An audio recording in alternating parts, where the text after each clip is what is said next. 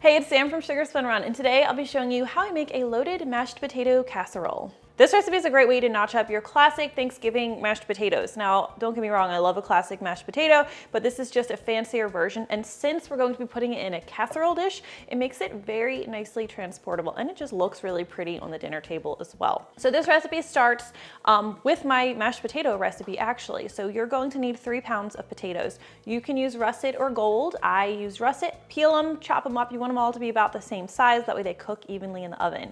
We're gonna put them in a colander, rinse them under cold water for a minute, which is gonna help remove some of those starches. And then we're going to put them in a large pot, add some salt, add some water, make sure the potatoes are covered in at least 1 inch of water. Then we're going to boil them until they're tender when pierced with a fork. After that, go ahead and drain them, put them back in the pot, and we're gonna let them sit for like a minute or two just so any excess water can evaporate out of here. I also like to get my oven preheating to 375 degrees Fahrenheit. I believe that's 190 degrees Celsius at this time. All right, while the potatoes are still hot, we're going to add our butter. This is 1/2 cup, 113 grams of unsalted butter. Drop that in. We're also going to add some milk. We're using 2/3 cup of whole milk.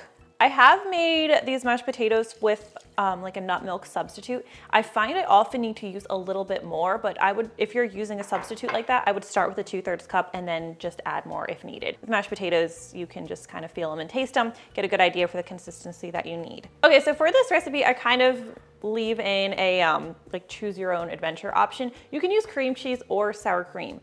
Personally, I love cream cheese and that's what I use, but my taste testers were split right down the middle. Some like the sour cream better, some like the cream cheese better. Both are delicious. So if you're using sour cream, you're going to use 1/2 cup of a full fat sour cream. If you're using cream cheese, you're going to use 3 ounces. This is still a little bit cold, so I'm going to cut it into pieces. That way it just melts more evenly in the pot with the potatoes. Because with mashed potatoes, you don't want to overdo it with mixing them or they can end up gluey. So cutting up the cream cheese is just going to make everything combine a little better. We're also going to add some salt. We will add a teaspoon of table salt. Of course, you'll also want to taste test this and add more salt and more pepper if you need it later on. And then 1/2 teaspoon of freshly cracked black pepper. Freshly cracked is best, but if you don't have it, you can just use, the stuff that comes in the tin can. All right, cheese, we are putting 1 cup or 4 ounces of shredded cheddar cheese in the pot, and we are also going to have 2 ounces or 1/2 cup that we're going to sprinkle on top. So this can go in now. It's not going to melt completely, but that's fine. Cooked in the oven. Now I did shred my own cheese, and generally I recommend that. Cheese that you shred yourself just melts better and just tastes better in my opinion. But I think that if you were in a pinch, store-bought shredded cheese would be okay. Okay, last thing that I like to add, really makes this taste good, is a clove of garlic, and we press the clove. So let me just take the shell off my garlic. I love the flavor that this adds, and we're just gonna press that right into our pot. Don't drop your press in the pot. I really do prefer pressing it to mincing the garlic, though I suppose you could mince it really fine if you don't have a press. And I just do 1 nice sized clove, and I'm a big garlic person. I really like garlic, and I find that this adds the perfect amount of flavor. I wouldn't go overboard adding the garlic here, coming from someone who loves garlic. All right, time to mash everything together. If you want to use a ricer, that would probably also work just fine. I have this on a trivet, and that is not gonna work here. All right, while I'm mashing this, just a couple words about the other ingredients you'll need. We already talked about the cheese. I highly recommend chives or scallions for topping the casserole when it comes out of the oven. Don't cook those with the casserole. And you're also going to need some bacon because that's what really makes this a loaded mashed potato casserole.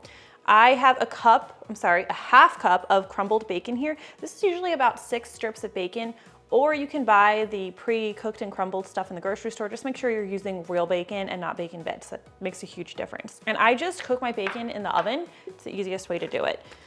And then I crumble it up. All right, let me mix this all, make sure everything's nice and pretty smooth. I'm also going to tell you that while baking this as a casserole, has its benefits, transportable and all that, a lot of times I'll make my mashed potatoes like this for my family, just serve the extra cheese and chives and bacon on the side. It's delicious this way too. I might have to do like a standalone blog post on that. Maybe I won't do a video of it. I don't know if you guys follow my blog posts, but not every recipe gets made into a video. Okay, we're gonna do a quick taste test because you just wanna check in case you need to add any more salt. This is actually perfect. I usually don't need to add any more, but it's always best to test at this point. And don't forget, there's going to be some cheese and bacon on top, which is a little salty as well. Let me make a little bit of room here.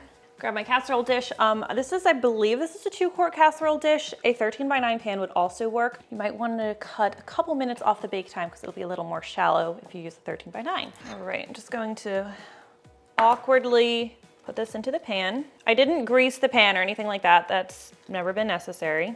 Use some editing to cut through this process so you don't have to watch me awkwardly spoon all these potatoes. No potatoes left behind. Just smooth this into your pan. And now top with the rest of your cheese. Try to do a nice even layer. And your bacon. Some nice crumbled bacon here. I do not mix the bacon into the potatoes. I prefer it on top. I think it just works better that way. All right, I'm going to cover this with foil when I first bake it. But first I'm just gonna lightly grease the foil with some butter, just so the cheese doesn't stick to it. We'll go ahead and cover this.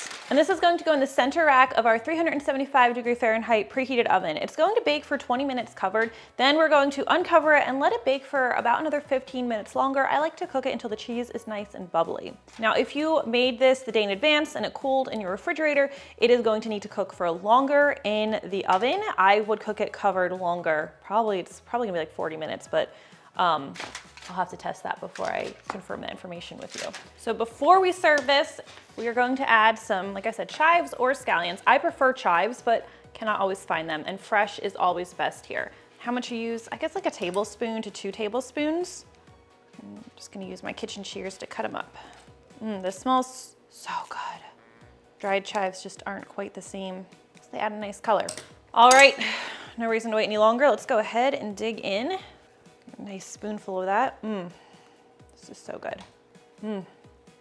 This smells amazing. And that is how you make a loaded mashed potato casserole. Let me know if you are going to be serving this one with your holiday dinner or just if you try it out. I always really do love hearing from you. Thank you so much for watching, and I will see you next time. For more Thanksgiving side dishes, check out my sweet potato casserole and my green bean casserole. I shared those last year. They're so good. This might be my favorite yet though. That is good. How I make a loaded, forgot what I was making. And then we're going to put them in a large pot. Is this in the frame? If you want to use a ricer, sorry, it's also hot, but it's really